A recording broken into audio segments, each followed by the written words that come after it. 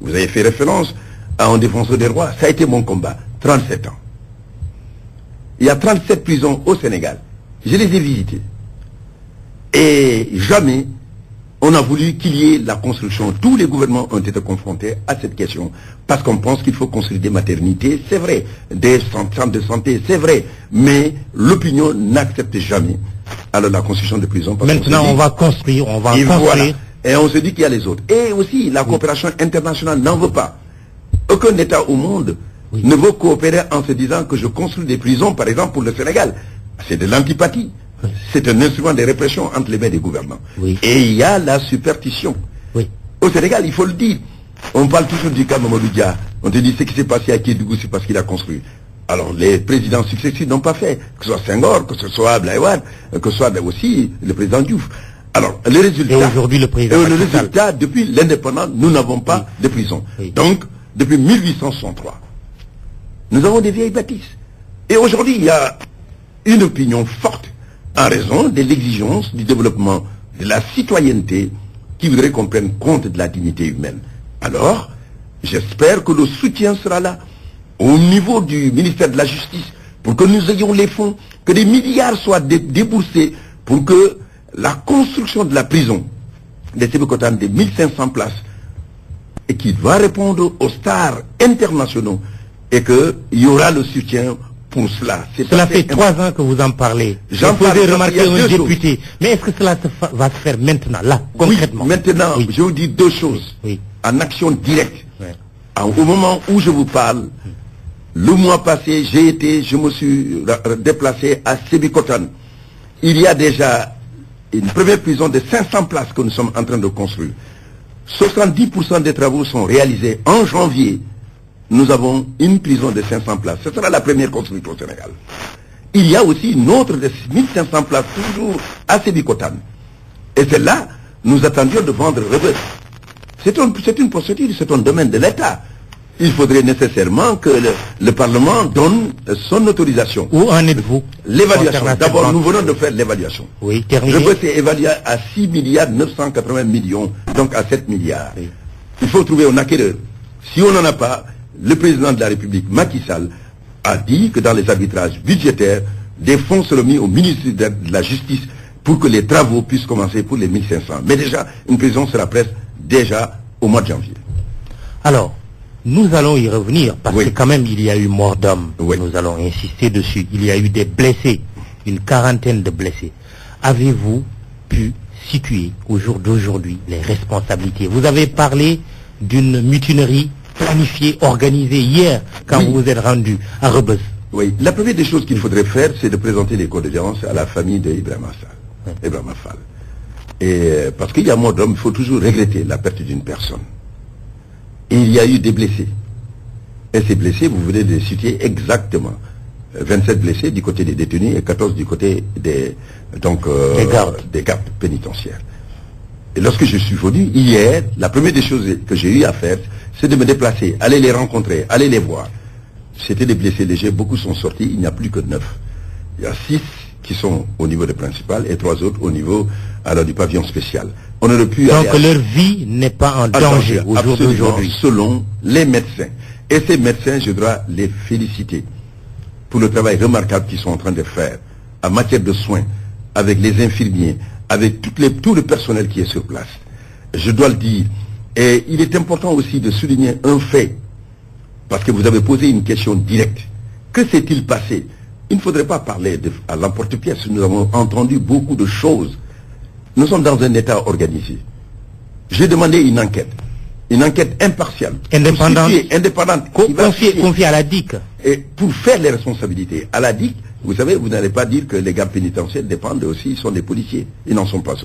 Je voudrais juste dire que je les félicite aussi, parce que n'oubliez pas ce qui s'est passé ce jour. Il y avait 44 gardes pénitentiaires. Et il y avait ce jour 2073 prisonniers. Imaginez 600 qui ont poussé. S'il n'y avait pas leur professionnalisme, leur sang-froid et leur retenue, il y aurait eu un carnage. Et s'ils sortaient, c'est le quartier Rebeuss qui est en danger. Il n'y a eu ni évasion et ni Alors, sur le champ, ni de mort, parce que c'est après... C'est tout Dakar en danger, c'est pas seulement... Dakar est en danger, il y a l'insécurité. Oui. Donc, il y a eu du professionnalisme. Je voudrais donc les féliciter les directeurs de l'administration pénitentiaire pour leur sang-froid et le professionnalisme. Les policiers, aussi les sapeurs-pompiers, les gendarmes, tous ceux qui ont contribué. Notre système de sécurité, nos forces de sécurité sont des professionnels. Il faut les féliciter. Je voudrais aussi dire que ce qui s'est passé, évidemment, mérite réflexion. C'est un processus. Nous sommes longtemps restés dans une situation d'absence de réponse à la condition carcérale, à la surpopulation carcérale et aussi au surpeuplement. Mais avant cela, vous avez parlé d'actions organisées, planifiées. Oui. À quoi faites-vous allusion, monsieur le ministre? Ce qui s'est passé, d'après les premiers éléments, je voudrais pas aller plus loin que l'enquête nous dise. Les gens avaient des armes, comment ils l'ont eu? Les armes avaient des pierres, comment ils l'ont eu? Les gens avaient des puces et des téléphones. Et ils communiquaient à l'extérieur. Et ils parlaient. Et comment cela s'est organisé? C'est une enquête indépendante qui veut le faire. Tout Sénégalais qui a un parent, un ami en prison, sait que l'histoire du téléphone, c'est une banalité aujourd'hui dans nos prisons. Voilà. Donc c'est une insécurité. Est-ce que vous savez que c'est la sortie seulement d'une correspondance sans que ça passe par le circuit administratif de la prison? C'est un délit. La sortie d'une correspondance. Quelle correspondance? Donc une correspondance, si quelqu'un donne par exemple une correspondance, oui, bien sûr. Et à plus forte raison, téléphoner dans les prisons. C'est un danger jusqu'à ce que ça conduise à une mort, à une révolte. Il y a un sens de responsabilité. Mais un laxisme de l'État. Un laxisme de l'État aussi. Oui, c'est ce que je vous dis. Il faut situer les responsabilités. Complicité interne et complicité extérieure. Nous devons tous avoir conscience que la manipulation de la prison, c'est exposer tout le monde au danger. Et aujourd'hui, je suis content que ce débat ait lieu. Mais on oublie les victimes. Quand on dit, bon, il y a un voleur de poule, je donne cet exemple, quand on a la condamné, mais c'est parce que cette personne a porté plainte. Vous voulez qu'on dise non, c'est une poule, laissez tomber. Et quand on prend un bétail, c'est un capital, une banque roulante, on tue la personne, on lui prend tous ses bœufs, et on voudrait, où est-ce qu'on veut qu'on la mette? Et pour Ibrahim Fall, voleur présumé de poule, puisqu'il est accusé de recel. De mouton. De recel, oui, j'utilise une image pour vous reprendre. On l'accuse de recel, d'avoir acheté un mouton pour la tabaski qui appartiendrait à quelqu'un d'autre ou qui aurait été volé. Et voilà qu'il perd la vie. C'est un exemple parmi d'autres de ces jeunes et moins jeunes qui sont en prison pour des délits mineurs, entre guillemets, alors que d'autres appelés de VIP, monsieur le ministre, le terme sort aujourd'hui, justice de riches face à justice de pauvres. Qu'est-ce que vous répondez concrètement à cela? Et qui font des années et des années de détention préventive. Oui, donnez-moi l'exemple. Moi, je suis très précis. Pour lutter contre, par exemple, l'engorgement des prisons. Il y a des actions qui ont été menées. Une réforme législative de 2004 qui a supprimé les cours d'assises et qui permet aujourd'hui de juger à travers les chambres criminelles les gens qui sont responsables ou présumés responsables des crimes. Et ce qu'il faudrait surtout dire quand vous me dites qu'il y a une justice de riches et une justice de pauvres, il faudrait en faire l'évaluation. Cela revient souvent dans l'opinion aujourd'hui. Oui, c'est une opinion, aujourd'hui on le dit. Mais c'est parce qu'on fait référence à des cas. Et ces cas, si vous ne les citez pas, je les entends. On te parle, par exemple, d'un Cheikh Yérim Seck, d'un certain nombre de personnes qui ont été libérées, c'est ce qu'on dit. Mais ce que je voudrais vous dire, et on fait référence à leur libération, et parce qu'il y a eu une grâce, qui est une prérogative régalienne du président de la République. Et vous vous imaginez, sur près de 9000 personnes, si vous voulez, je serai beaucoup plus précis, des personnes qui ont bénéficié de grâce présidentielle, 8293, 8291 à ce jour. Alors, est-ce que vous pouvez me citer 10 personnes qui sont des célébrités? Il n'y en a pas. Peut-être c'est même moins grave. Le fait de bénéficier d'une grâce présidentielle est moins grave, monsieur le ministre, que des situations où des VIP, lesquels, par exemple, bénéficient de liberté provisoire qui deviennent définitives. Non. Lesquels? Un exemple. Il y en a beaucoup. beaucoup. Mais un seul, il y en a beaucoup. Non, moi, je ne veux pas personnaliser, mais vous savez bien qu'il y en a beaucoup. Oui, moi, je connais le monde de la justice. Je suis avocat depuis 37 ans. Moi, je voudrais dire qu'il y a les généralisations abusives. On m'a dit qu'une telle a bénéficié d'une liberté provisoire. Cette personne n'est pas jugée. On a vu des chefs, je ne vais pas les citer et je vais donner des chefs, des guides religieux. Il a bénéficié de liberté provisoire. Alors, jusqu'à présent libre comme l'air. Il y a des célébrités qui ont politique comme non politique d'ailleurs dans le showbiz, où il a bénéficié de liberté provisoire et on n'en parle plus. Les procès sont en cours. Oui. N'oubliez pas que nous avons été mobilisés par des procès qui nous ont pris 3 ans. La justice. Pendant 3 ans, il y a eu des procès célèbres que vous connaissez, qui ont pris énormément de temps. Et ensuite, maintenant, il y avait énormément de dossiers qui étaient en retard. On a commencé à prendre ces dossiers, à les juger. Ne vous en faites pas, l'année à venir, tous ces cas, ces ondits, ces personnes qu'on ne cite pas, ces personnes seront jugées. Jugées. Oui. Que ce soit des guides religieux, que ce soit des hommes qui ont retiré, c'est des hommes qui attendent et qui sont très connus. Alors, les noms que vous ne citez pas, ces personnes seront jugées. Le dossier est en cours. Une procédure, vous savez, c'est toujours le problème que je dis. Le temps médiatique n'est pas le temps de la justice. C'est un temps de réflexion. C'est un temps de recul. C'est un temps de recherche. Surtout quand c'est une procédure criminelle. Il faut voir l'état psychologique de la personne. Les médecins sont consultés. Il faut savoir exactement, est-ce que c'est un état de démence? En ce moment, c'est une irresponsabilité. La justice ne fonctionne pas comme une baguette de magie. Une baguette magique. Mais ce qui est certain, tous les cas qui ont été énumérés et qui font aujourd'hui débat public au Sénégal, ces affaires seront jugées. Très bien. Alors, l'autopsie, vous confirmez qu'on aura le résultat lundi? Lundi, c'est-à-dire qu'on fera l'autopsie. Oui. Le résultat, évidemment, ce sont les médecins, chacun son travail. J'ai exigé qu'il y ait une autopsie. Vous savez, quand il y a un problème, il faut aller au fond. L'affaire Bassirou Faye devait vous rappeler. Depuis l'indépendance, on n'a jamais jugé une affaire. Des crimes d'État. Ouais. J'ai voulu que cette affaire, qu'on la jugeât. Et on l'a jugée aujourd'hui. Mais il y a eu tout un processus. Une phase d'abord d'enquête policière, une phase judiciaire. Et quand on évolue au niveau de l'autopsie et qu'il n'y avait pas de personnes qualifiées pour le faire, j'ai fait venir, au titre de la coopération internationale, quelqu'un de prendre un expert balistique pour situer la trajectoire de la balle. Parce qu'elle a percé le front pour sortir et c'était une balle d'un calibre 9 mm. Aujourd'hui, nous avons un dossier de justice. Mais c'est quelque chose d'important. C'est la même chose. L'État n'aura rien à cacher. Et moi, je ne le permettrai pas. Celui qui aura commis la faute, alors cette personne sera remise à la justice. Je ne dirai pas que c'est moi qui sanctionne. Je ne suis pas la justice. Je fais le travail nécessaire pour remettre à la justice les conditions dans lesquelles un crime a été commis ou un délit a été commis. Ce sont les policiers, les gendarmes qui le font. Le procureur est en le dossier. Nous nous demandons de le remettre au niveau de la justice. Et ce sont les juges, après un débat contradictoire avec des avocats et autres, qu'une décision est prise. C'est un procès à ce moment-là qui n'est pas de mon ressort, parce que la justice est rendue par ceux qui sont constitutionnels, désignés pour le faire, les magistrats. Puisque certains noms sont tombés dans le domaine public, je n'aimerais pas que les auditeurs nous fassent le reproche. Je vais quand même donner quelques exemples. Oui. Cheikh Béthio Thioune, Thione Seck, son procès aura lieu. Ils seront jugés. Ils seront tous jugés. Quand? Le plus rapidement. Les dossiers sont actuellement ficelés. À la rentrée là? Non, vous n'allez pas me dire la rentrée. Vous savez, la rentrée c'est quand? Oui. La rentrée c'est le 15 janvier. Vous le savez. La rentrée c'est le 15 janvier 2017 judiciaire. Le temps judiciaire, je vous ai dit, appartient aux magistrats. Ces dossiers au niveau des cabinets d'instruction ont déjà été instruits.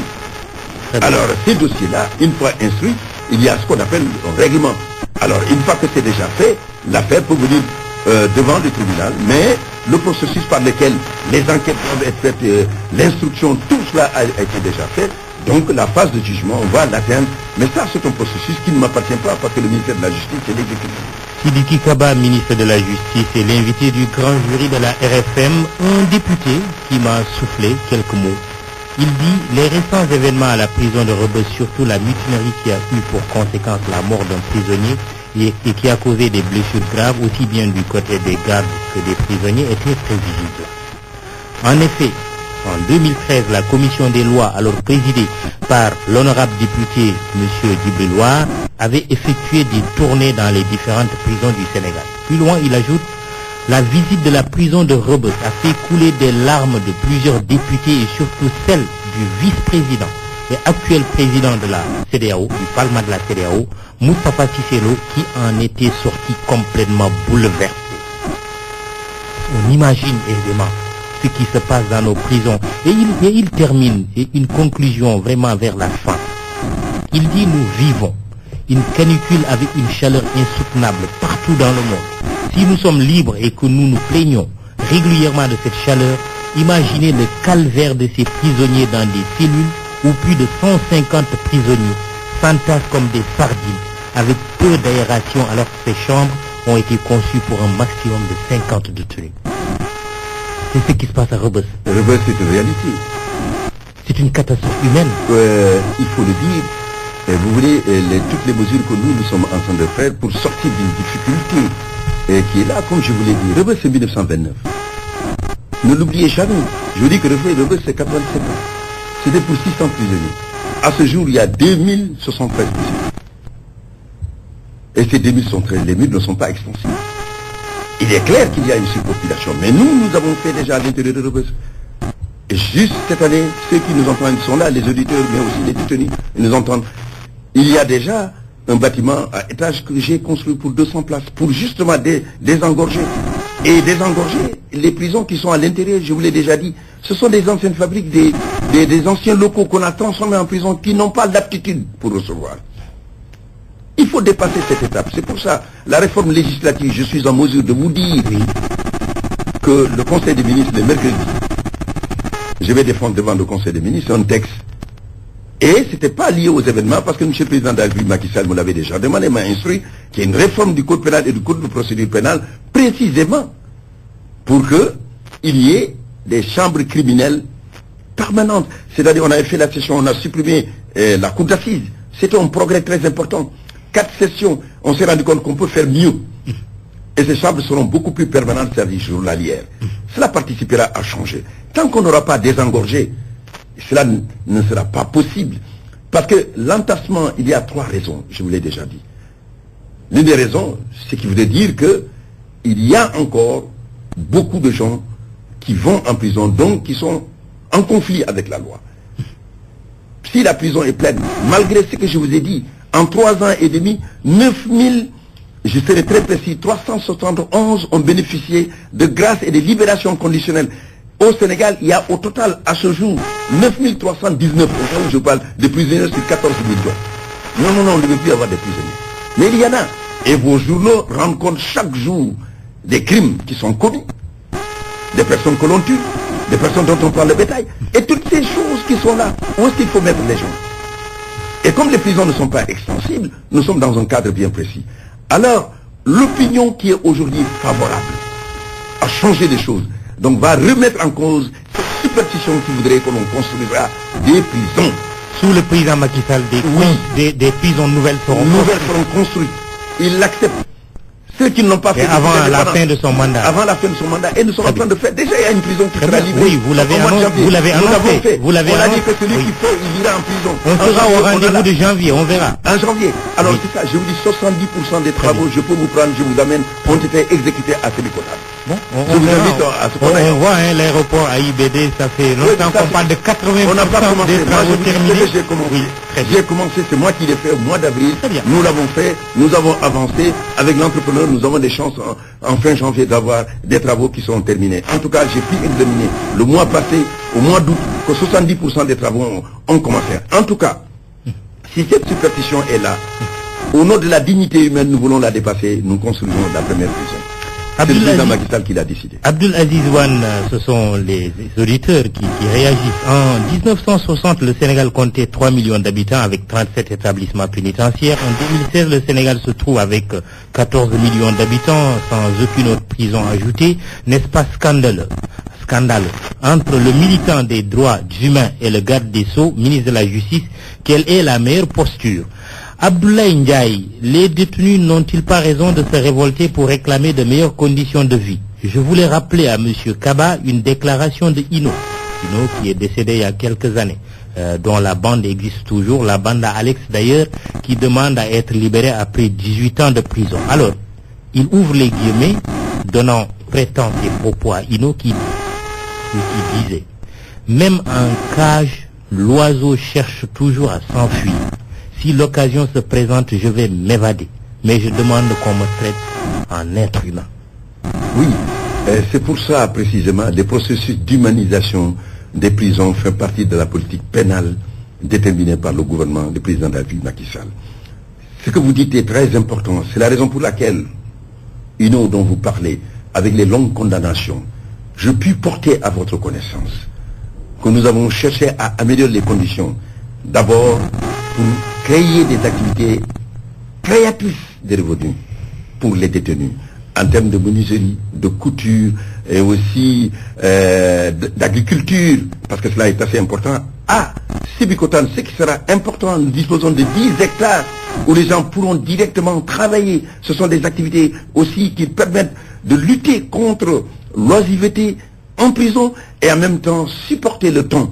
Alassane Samba Diop qui vous disait tout à l'heure, il faut envoyer les prisonniers dans les fermes agricoles. Et voilà, oui. Et cela me paraît important. Vous verrez par exemple à Sédhiou, il y a la pisciculture. J'ai été moi-même, vous voyez des prisonniers, alors qu'eux-mêmes les détenus, qui font eux-mêmes leur propre poisson qu'ils mangent. Alors ce que je voudrais ajouter, le 11 septembre, et vous pouvez venir avec nous, nous allons inaugurer une nouvelle boulangerie que nous allons construire à plus de 100 millions pour précisément permettre à des détenus de pouvoir eux-mêmes produire leur propre pain et alimenter l'ensemble des prisons de Dakar. Je vous ai entendu dire que c'est la France qui nous a aidés à construire cela. Et en même temps 100 millions. On n'a pas 100 millions pour construire une boulangerie. Justement, c'est ce que je vous dis. Oui. Il faudrait que la prison devienne une priorité. Oui. Qu'il ne soit pas le débat qu'on dise oui, on ne doit pas faire des prisons 5 étoiles. C'était pendant longtemps le débat. C'est pour ça que je me réjouis aujourd'hui qu'une opinion publique sénégalaise comprenne que la dignité humaine exige que l'on puisse passer par une autre étape, celle de faire tenir compte du fait que les détenus qui sont là-bas ont aussi des droits. Et ce sont ces droits que nous essayons d'améliorer. Nos centres médico-social, parce que je vous donne un exemple, l'accès à la santé des détenus. Près de 500 attendent pour des soins dentaires. Nous venons juste d'assurer une chaise à leur dentaire qui permet de les traiter sur place. Ce sont des actions qui ne sont pas peut-être visibles, mais il faudrait les dire aujourd'hui pour qu'on sache qu'on veut améliorer ces conditions. Mieux, quand j'ai été à la prison et que j'ai longuement discuté avec les détenus, ils ne me parlent plus d'alimentation. Il n'y a pas si longtemps, c'était 300 francs. On est parti à 600. Au moment où nous prenons, nous étions à 630. On est parti à 721. Aujourd'hui, à 1000 francs. C'est ce qui est prévu par le programme d'enrichissement culturel avec le programme de gouvernance économique avec la Banque mondiale. Il y a ces efforts et c'est des milliards. Alors, monsieur le ministre, il y a Abdoulaye Djiwan qui parle de 3 millions d'habitants en 60 avec 37 établissements pénitentiaires. Aujourd'hui, en 2016, avec 13-14 millions d'habitants, aucune prison ajoutée, mais vous venez de dire qu'il y aura des prisons qui seront construites. Et il vous demande, entre le militant des droits humains et le garde des Sceaux, ministre de la Justice, quelle est la meilleure posture? C'est une posture d'État. D'abord, je suis en mesure de vous dire que le travail que je le fais, je suis concentré là-dessus. Je vais vous donner quelque chose. Lorsque j'étais militant des droits de l'homme, que c'est dans les associations, je venais voir le ministre de la Justice du Sénégal. Notre problème, c'était de demander, que nous avons entendu qu'il y a 2 ou 3 détenus qui sont là et on voudrait obtenir leur libération. C'était ça le vrai combat. Aujourd'hui, dans la continuité de mon action, avec l'instrument gouvernemental et la politique définie et aussi qui est légale, parce qu'il y a le volet répressif et le volet réhabilitation. Je puis vous dire aujourd'hui que j'ai eu à mettre 1080 personnes dehors avec la libération conditionnelle et sous évidemment l'autorisation des juges de l'application des peines. C'est énorme. Cela participe précisément à donner la seconde chance, particulièrement aux jeunes. Parce que si vous avez fait 2 ans, vous êtes condamné à 2 ans de prison, et que vous avez un comportement qui vous permet de préparer la réinsertion sociale, on vous donne une seconde chance et vous partez au bout de 1 an. Et surtout aujourd'hui, que dans nos prisons, le vrai problème, je vais vous le dire, la prison est pleine parce qu'on a criminalisé la drogue. Justement, allez-vous réviser la loi là-dessus? Je pense qu'il y a une nécessité. Parce que si je vous donne sur 500 dossiers que j'ai eu à examiner, 300 sont des dossiers de drogue. C'est souvent des jeunes en termes de consommation. Évidemment, ça n'a rien à voir avec les trafiquants qu'il faudrait poursuivre, qui mettent en danger l'économie, la santé publique de nos enfants. Mais je parle des enfants qui auraient pu se tromper, qui ont eu ce Pour la consommation, vous allez réformer la loi peut-être sans doute voir la loi telle qu'elle était libérée. Et en donnant la possibilité aux magistrats, selon les situations, de prendre les décisions qui sied. Mais avec la criminalisation, il faut d'abord que ce soit des chambres criminelles. Ça prend du temps pour qu'on vous juge et vous attendez beaucoup plus. C'est une des raisons de cette longue détention. Allez faire l'enquête. Vous verrez bien que c'est une situation qui est là. Vous irez à l'Assemblée pour défendre ce projet. Mais il est clair que ce dossier est un dossier du gouvernement. Les drogues, les questions de drogue sont du relève du ministère de l'Intérieur. Évidemment, je pense que cette question a été déjà longuement abordée par l'État et je pense qu'il doit y avoir une loi dans ce sens-là et je le pense. Est-ce qu'on ira jusqu'à légaliser le cannabis, la consommation de cannabis? Je pense qu'on est très loin de cela. L'autre avait dit legalize it. Oui, les grands pays n'ont pas réglé la question. En France, le débat est en cours, c'est très difficile. Certains pays l'ont fait. Les conditions sont telles que cette légalisation répond à un besoin thérapeutique. C'est-à-dire on a pris les personnes les plus malades. C'est comme si on les soigne, parce que la société a un devoir de soins pour les citoyens. Et dans ces pays-là, c'est cela. Mais on n'a jamais voulu qu'il y ait une société de consommateurs. C'est un danger. On met en cause la santé de nos enfants et leur performance. Quand vous voyez, on veut faire une performance aux Jeux Olympiques, nous voulons des enfants sains. Et si nous voulons des Usain Bolt, il faut des gens qui sont en pleine possession de leur capacité physique, mentale et intellectuelle, et la drogue les anime. Question de Chérif Dia, journaliste à TFM, qui dit: Monsieur le ministre, il y a une directive communautaire, celle de l'UEMOA, qui impose la présence des avocats dans les premières heures, les premiers instants de la garde à vue. Il y a quelques jours, au commissariat central, cela a pu avoir lieu. Où en est-on vraiment concrètement? Alors je vous dis, le mercredi, date du Conseil des ministres, je vais défendre le texte sur la réforme du code pénal et du code de procédure pénale. Parmi ces mesures qui sont des directives, il va de soi, et là je vous l'annonce, que alors l'interpellation, dès les premières heures, les avocats peuvent assister. C'est important, c'est dans cette mesure du code que nous allons faire. Et donc, et en même temps, comme je vous l'ai dit, il y aura maintenant des chambres criminelles permanentes. De même que nous allons renforcer les dispositifs de lutte contre le terrorisme. C'est une menace réelle, un risque réel. Vous avez vu les États-Unis. J'étais là-bas au moment, non loin de notre rue, l'hôtel où nous logeons à 2 rues près, quand il y a eu ces morts, quand il y a eu cet attentat terroriste. Ça frappe un grand pays, une grande puissance contre les États-Unis. Nous nous donnons l'arsenal juridique, judiciaire en tout cas, qui nous permet de nous protéger. C'est un des éléments pour cela, parce que la sécurité et la liberté se conjuguent ensemble, sinon on a une vaine liberté. Et c'est important de le faire. Tout cela, je puis vous répondre que le mercredi, je le ferai, et ensuite maintenant, j'irai à l'Assemblée nationale, sans quand une date nous sera donnée à l'Assemblée pour aller défendre ce projet. On aura des magistrats antiterroristes, à l'image de ces grands juges antiterroristes ailleurs dans le monde, ici, magistrats sénégalais. Je suis en mesure de vous dire que nous allons créer à travers ce loi un pôle antiterroriste avec à peu près 10 cabinets. Donc, et aussi, au niveau de la section de recherche aussi, des enquêteurs spéciaux et des cabinets aussi qui s'occuperont essentiellement des questions de terrorisme. Nous avons pris ces dispositions parce que cela paraît être important. Gouverner, c'est prévoir. Auguste Comte, il nous apprend. Il faut savoir pour prévoir afin de pouvoir. Nous n'attendons pas de crime pour agir.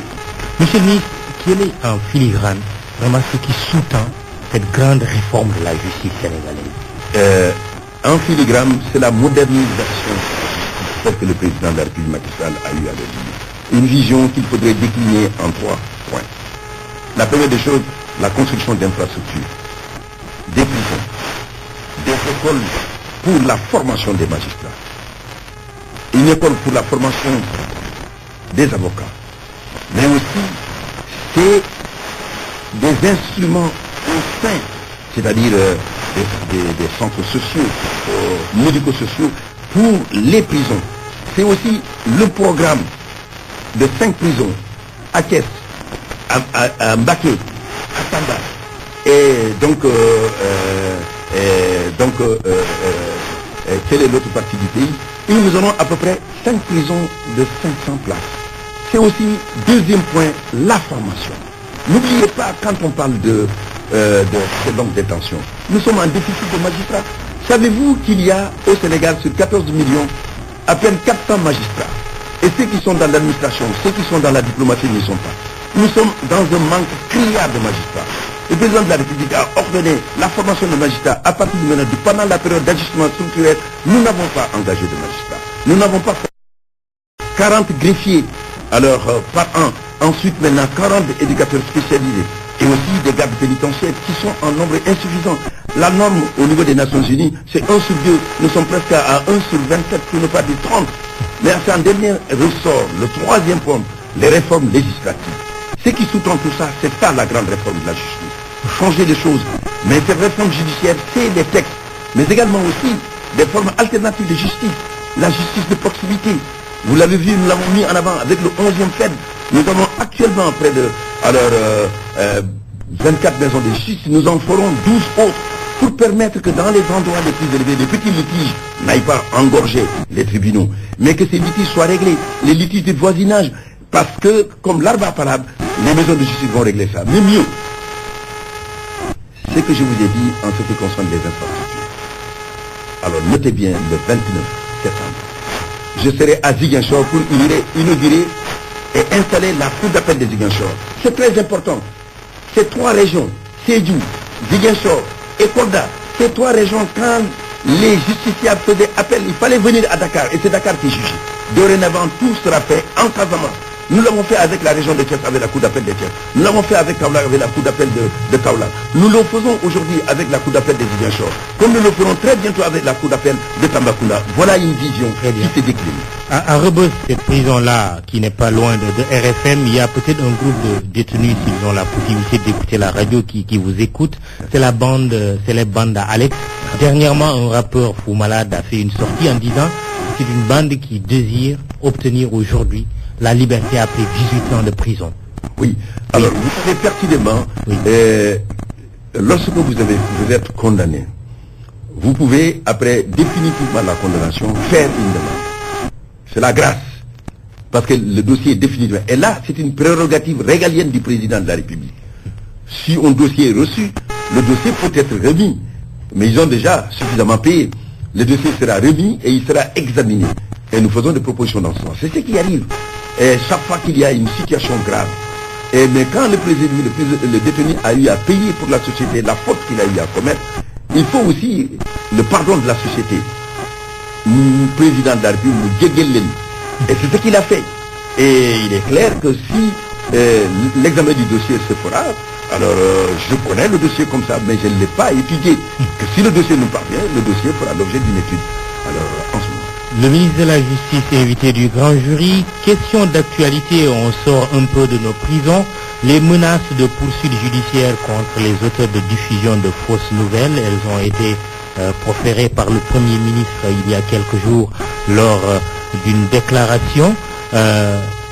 Vraiment, l'État du Sénégal est en train de s'organiser pour poursuivre tous ces auteurs présumés de diffusion de fausses nouvelles. Mais je pense qu'il y a le commentaire de ce qui est dit. Monsieur le Premier ministre a été très clair. Nous sommes dans un état... Je rappelle que c'était sur les contrats de pétrole et de gaz. Et là, tous les Sénégalais doivent savoir ce qui s'est passé. Ce qui s'est passé, il a été dit et c'est sur le net. Je pense que l'on fait une discussion alors pour créer une bulle médiatique. Non, on n'en a pas besoin. La réalité, elle est là. Il faut la visiter. Moi, je pense que au-delà de tout ce débat, réfléchissons. Tous les pays, nous n'avons pas déjà de pétrole, non pas le gaz, c'est-à-dire nous ne l'avons pas exploité. C'est à partir peut-être de 1920.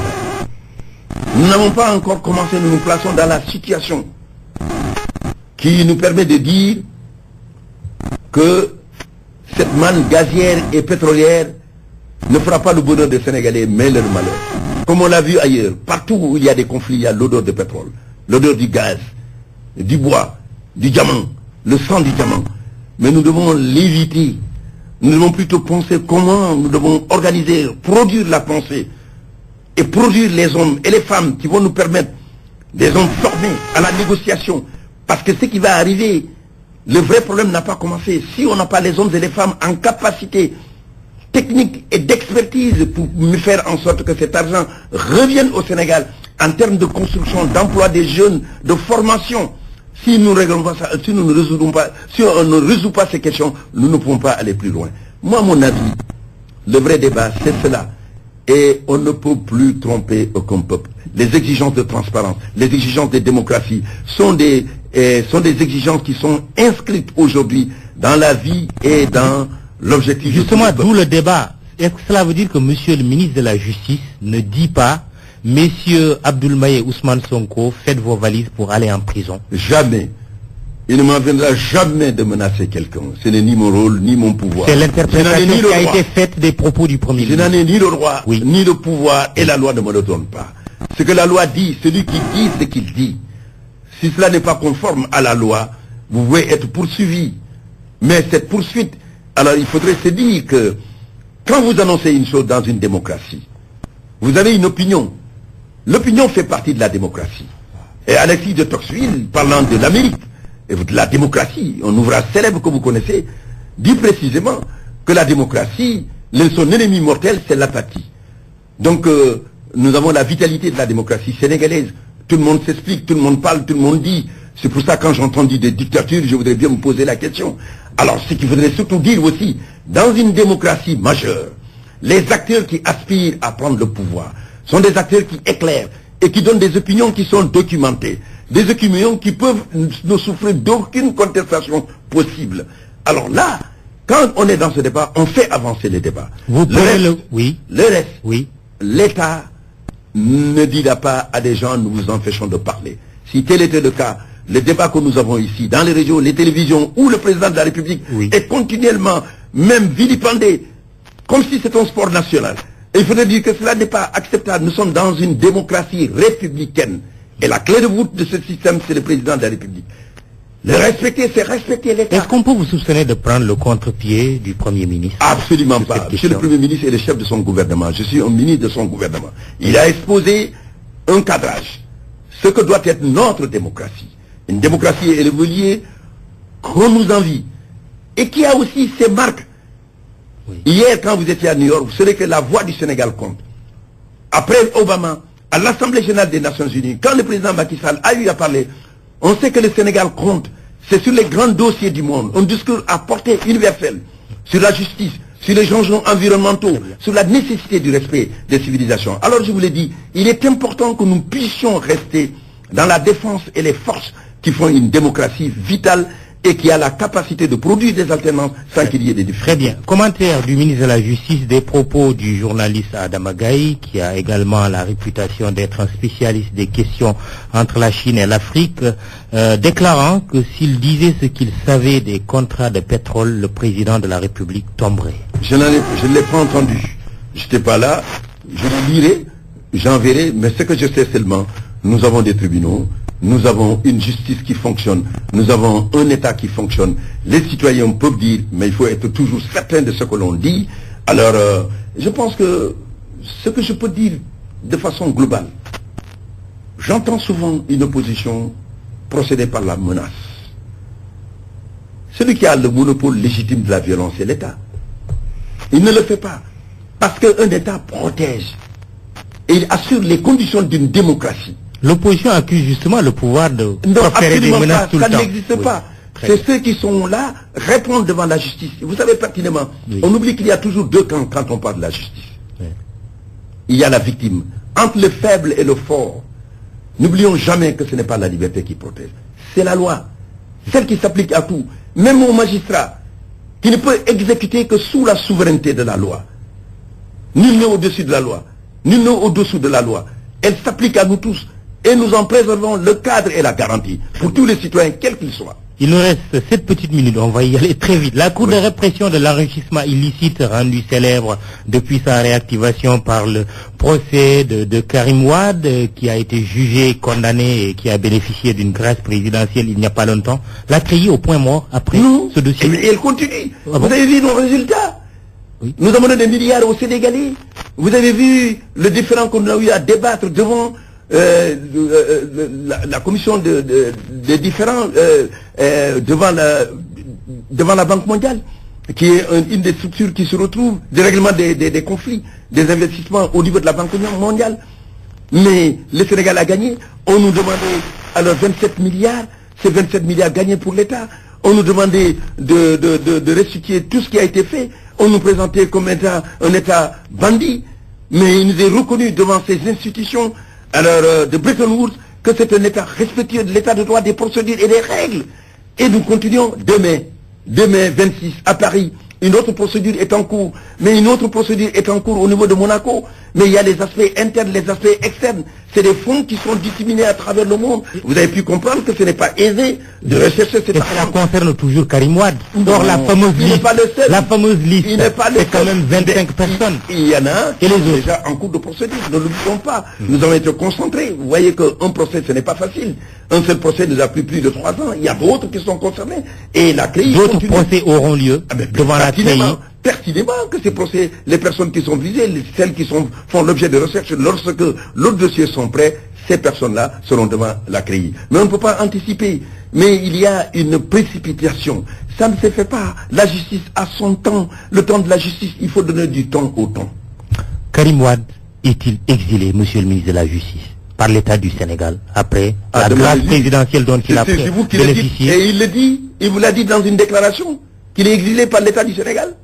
Où peut-on le montrer, cette déclaration? Certains le pensent.